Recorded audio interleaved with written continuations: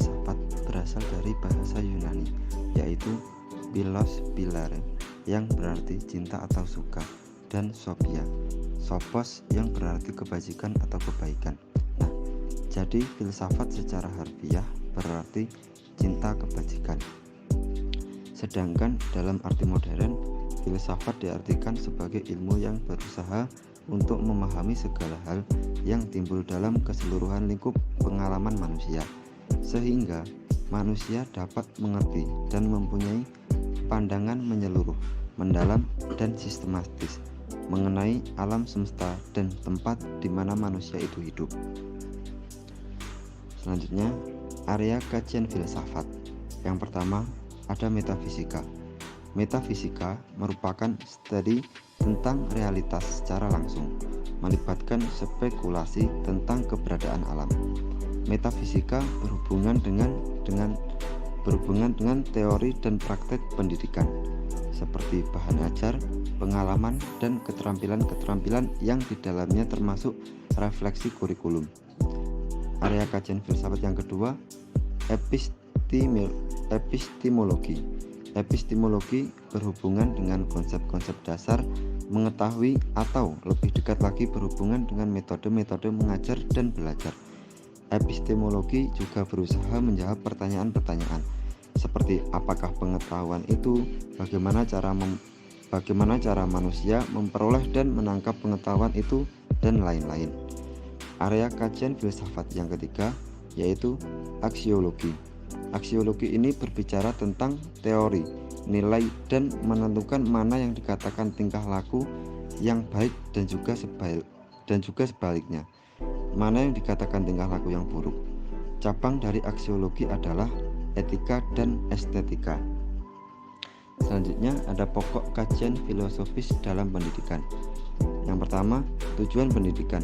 Para ahli telah mendesak perluasan tujuan-tujuan pendidikan.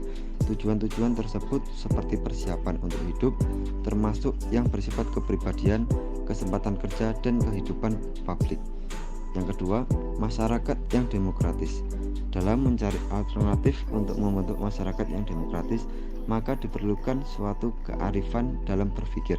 Artinya, ketika mengadopsi suatu pandangan, aliran pemikiran atau tren suatu masyarakat tertentu, maka perlu memperhatikan dan mempertimbangkan aspek positif dan negatifnya. Yang ketiga, keberhasilan dan kegagalan pendidikan. Setiap jenis dan jenjang pendidikan memerlukan kepada standar keberhasilan, yaitu adanya suatu evaluasi yang memenuhi standar.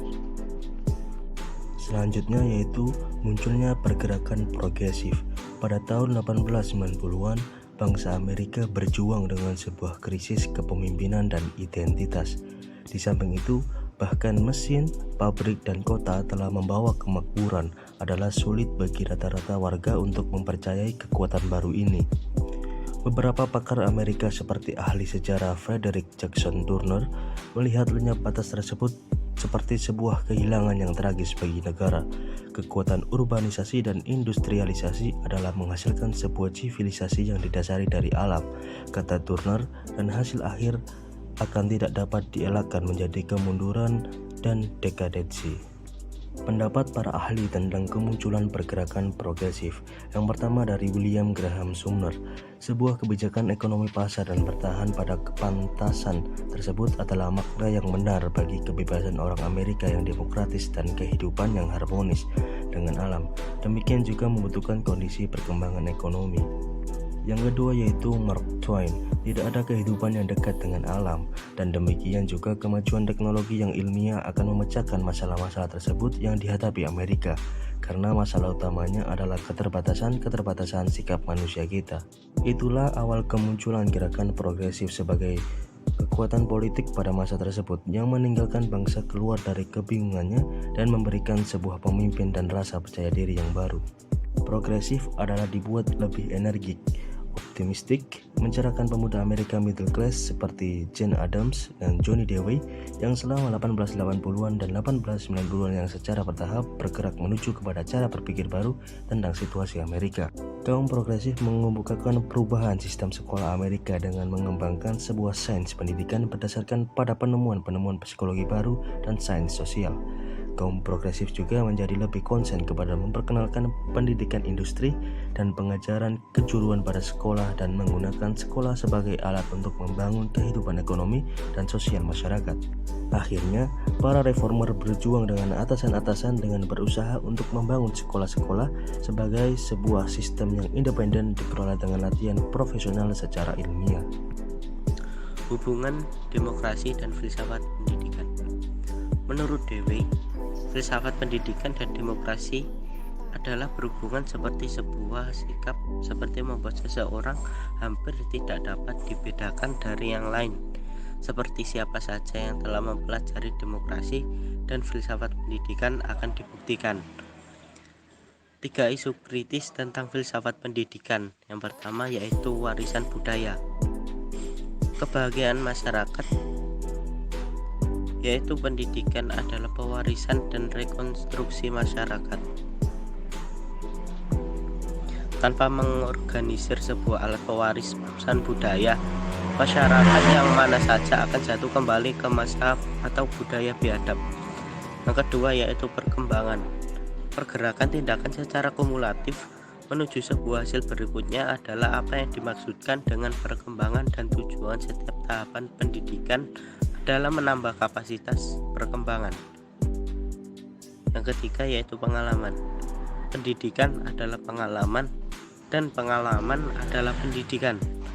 Seseorang tidak bisa mengharapkan pelajarnya untuk menangkap sebuah konsep yang tidak ada sesuatu untuk melakukan dengan pengalaman personalnya. Materi selanjutnya adalah demokrasi dan sekolah. Dewey memandang sekolah sebagai salah satu tempat di mana siswa dapat menggunakan praktek-praktek demokrasi di atas terhadap individu, kebebasan, persamaan, dan juga hubungan-hubungan sosial yang berubah-ubah.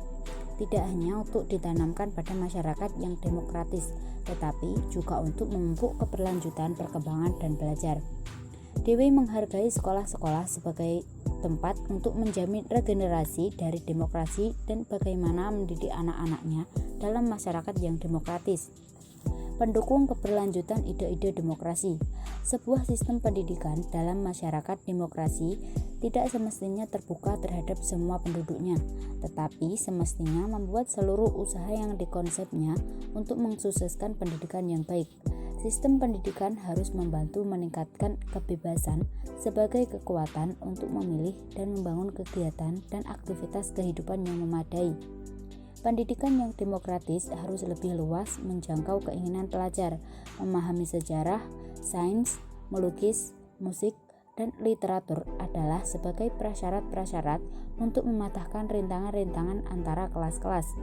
Pendidikan dalam masyarakat yang demokratis harus juga menanamkan kebiasaan-kebiasaan memperhatikan yang lain sebelum membuat keputusan-keputusan.